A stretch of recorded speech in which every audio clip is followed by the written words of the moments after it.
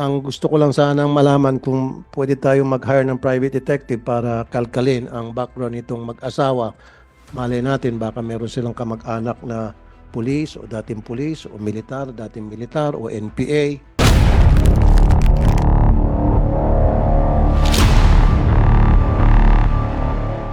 Kasi pag i-1 plus 1 mo, di ba, natitistigo sila laban sa inyo and then bigla siyang inambos. Tama? So ngayon, nagpa-file mo kayo ng income tax sa BIR? Opo, Your Honor. Magkano po yung income tax na pinal nyo nung last year? Bagatanda, Your Honor. Hindi mo malalaman. Dapat alam mo yun kung magkano. Hindi ko po bagatanda kasi may bookkeeper po kami na nagagawa. May bookkeeper kayo. Opo. Okay, saan probinsya po kayo? Occidental Mindoro po. Okay, may kamag-anak ko ba kayo sa PNP o military? Wala po. NPA? Wala po. Riding in tandem? Wala po. Wala. Okay, sige. Sa mga drug lord. Wala po lalo, Your Honor. Drug lord. Wala po. Sigurado ka. Opo. Mr. Chair, with the permission of Senator Tolpo,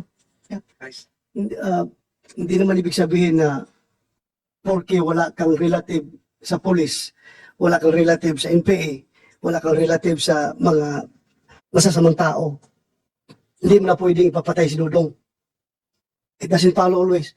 Kung makabayad ka ng abogado na 100,000 sa probinsya, ang buhay ng ordinaryong tao nasa mga 10,000, 20,000 lang, patay ka na kung mag-hire ka ng hard killer. Kaya nga, sabi ko, naisip natin na napakamura ang buhay sa probinsya. Madali ka mamatay anytime. Lalong-lalo na pag mayaman yung kalaban mo. Ikaw ay isang ordinaryong tao lang. Kaya, with the permission of Senator Tulfo sana, tanungin ko sana itong... Mr. Chair, pwede mabilis na? Kaya ako nasabi yan, Mr. Chair, dahil sa experience ko, maraming beses na nagreklamo sa akin na sinasaktan ang isang ordinaryong mamamayan kahit na walang pera yung suspect dahil may mga kamag-anak na sa PNP, pasensya na sa PNP, pasintabi, may kamag-anak sa military. Marami ako na-enkwentro ganong kaso. Kaya nga yun ang tanong ko at kung napansin nyo, tinatanong ko din kanyang income tax. Kasi maaaring nga wala siyang kamag-anak sa PNP o sa military na pwede niyang utusan, hinga ng pabor, gumastos siya ng pera. So yun eh. Kaya dalawa yung tanong ko eh. Diba? So, kung walang kamag-anak doon sa mga nabanggit ko na grupo, organisasyon, so maaaring nagbayad ka ng pera. Yun yun. Kasi nga, paano ka nga naman maka-afford ng napakaraming abogado at 200,000 sabi mo yung fee kung wala ka talagang pera. Now, ang tanong, yung trabaho niyo po, sa hindi ko naman minamaliit, nagtitinda po kayo ng vegetables sa palengke. Tama? Vendor? Opo, Your Honor. Tapos nagde-deliver po kami ng mga gulay sa mga bayan. Sa mga bayan. Opo. So, aside from that, meron pa ba kayong extra income? May karnihan po kami sa tindahan ng karne. Okay, so meron kayong karnihan, meron kayong gulayan, tapos nag-deliver kayo. So, ibig sabihin, kung ganun yung negosyo nyo, talagang may sinabi kayo. Tama lang po, nangungutang pa rin. Hindi pa rin Okay, sapat. no, may sinabi kayo pag ganun. So, doon tumutugma yung sinasabi ni Senator Bato de la Rosa na meron kayong kakayahan magbayad. Yun eh. So, ibabalik ko sana sa PNP, nung pinuntahan niyo po yung bahay, nung sa ambush, so meron po kayong mga casing na recover? Na ginawa niyo na po ng ballistics? Meron po kayo nakuha mga fingerprints? Sir, nung gabi ng 12, sir. 12, 9 p.m. So, doon po nangyari yung krimen na pamamaril kay Dodong. Oh. So, wala na-process po ng ating forensic team ng Occidental Mindoro. Yung area, wala pong nakitang slug na recover po doon. Walang slug? Wala ring cartridge cases, wala po. Walang cartridge? Kasi sabi nagpaputok daw, pataas ba, pababa? According po sa kanyang statement, sir, is pababa yung putok sa kanya. Ilang putok daw po? Dalawa daw, sir. Dalawa? Saan po tumama daw yung dalawang putok? Sabi niya, sir, is pababa. Kaya nga po sa sahig? Sana, sir, kaya lang nung pre-process nga ng ating... Kaya po sa sahig ba? Dodong, nung nagpaputok, saan ba yung pinaputok sa sahig? Sa dingding? Sahig po. Sahig. Ano yung sahig? Semento, tabla? Simento po, tapos may kwayan Okay. sa baba. Okay, chinek niyo ba yung semento, kawayan, kung meron tama ng bala? Yes, sir, if I may, nandito po yung team ng forensic group natin na nagkandak ng Okay, processing. nasaan? Pwede makausap? Pinosis niyo, kayo po yung process, ano? Sir, upo kayo, sir. Okay. Gusto ko lang po malaman kasi ilang beses nagpaputok, Sir Dodong? Twice? Dalawa po. Dalawa? Tapos, sa pagkakala mo, kung kaya mo, 45, 9mm, 22, 38. Sa pagkakala mo lang. Nakita lang ko po ang Malaking baril ba yun? Maliit? maliit lang po. Ang putok niya Okay. po, ikot. Revolver. Revolver pag umiikot. So, ibig sabihin pag revolver, it could be 38 or 22. Po, basta, Or pwede rin 357. opo, siyempre Basta ikot. umiikot, okay. Opo. So, sa semento pinaputok. Okay. Prinosis niyo yung crime scene. Meron ba kayo nakita doon na tama ng bala sa semento? Good morning, Mr. Chair and Your Honor. Pinrasis namin thoroughly yung crime Can you scene. first identify yourself? You are... I'm Nanood ka police- naman kanina, no? Nanumpa ka rin? Mr. Chair, hindi pa po. And then, administer the oath. Comsec, saan yung Comsec natin? Raise your right hand. Do you swear to tell the truth and nothing but the truth in the Senate investigation? Thank you, sir. Proceed, Senator Tulfo. Thank you, Mr. Chair.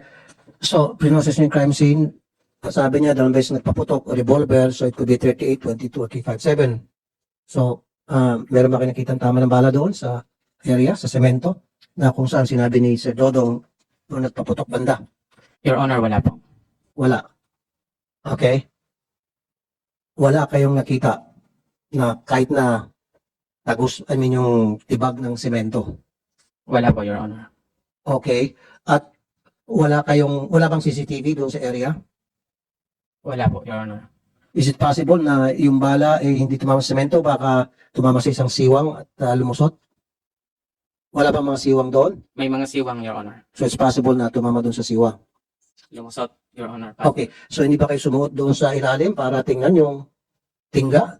Kung yun pa yung sumuot sa siwang? Sumuot, Your Honor. Sumuot. Yes. Okay. Okay. So sumuot sa siwang. So anong kalibre? Wala po kaming nakita. Sabi mo sumuot. Ngayon wala kang nakita. Your Honor, ibig ko po sabihin, kung possible lumusot, wala po kaming nakita na bullet doon sa... So ano yung sinuotan? Paki-describe nga. Your Honor, yung condition po ng wall nun ay palitan po siya na bamboo, then space, then bamboo. Kaya nga. So doon sa may space maaaring tumagos yung tingga. Tama.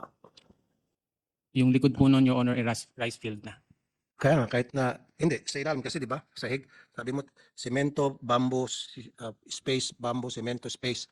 So, ibig sabihin, hindi nyo ba tinignan dun sa ilalim? The reason why I ask you this, para kung ma-recover nyo yung tingga, pwede nyo pagdating sa forensic na examination, pwede nyo ma-match yun sa mga baril na later on pag na-recover. You follow me? Yes, So, ba't hindi nyo ginawa? Chinek namin, Your Honor. Tinek, wala kayo nakita Wala po, talaga. Your Honor. Totally, thoroughly. Yes, Your Honor. Is that a possibility na sinabi ng victim na pinaputukan siya and then hindi nyo nakita yung tingga, hindi nyo na-recover? And why is that? Wala. Yung crime scene processing namin, sir, after process namin with effort and thoroughly, wala talaga. Ano ba ginagamit nyo na mata lang? Yes, Your Honor. Wala ba kayo yung device na para ma-check o matuntun yung isang tingga? Wala, Your Honor. Yung metal detector ba yun? Wala, Your Honor. Yung metal detector ba nakaka-detect ng tingga? Possible, Your Honor. So, wala kayong ganon? Wala, Your Honor. Well, then, therefore, dapat i-start securing that kind of device para next time, hindi kayo pupunta dito sa amin sa investigation, sabihin nyo, wala kami nakita, palaging wala. Para ang pinapalabas nyo, sinungaling yung victim. Diba? So, it's time for you to secure that. Tama. Now, babalik po ako doon kay Sir Dodon. Opo. Pumasok po yung ilang suspect po na nakabonet? Nakabunit po. Ilan sila? Isa lang po na pamasok. Tapos, meron pang nasa labas? Opo, galing sa labas. Safe ang pinto. Okay. Nagulat ako. Mhm. Nagtanong naman siya po, dito ka pala nakatira eh. Mhm. Sabi hindi, tahimik ako. Mhm. Hindi, sabi niya, Welcome to the Philippine Government News Channel. Here, we bring you the latest breaking news and current events in Philippine politics. Get exclusive access to speech and video clips of President Ferdinand Bongbong Marcos Jr., as well as updates on Vice President Inday Sara Duterte.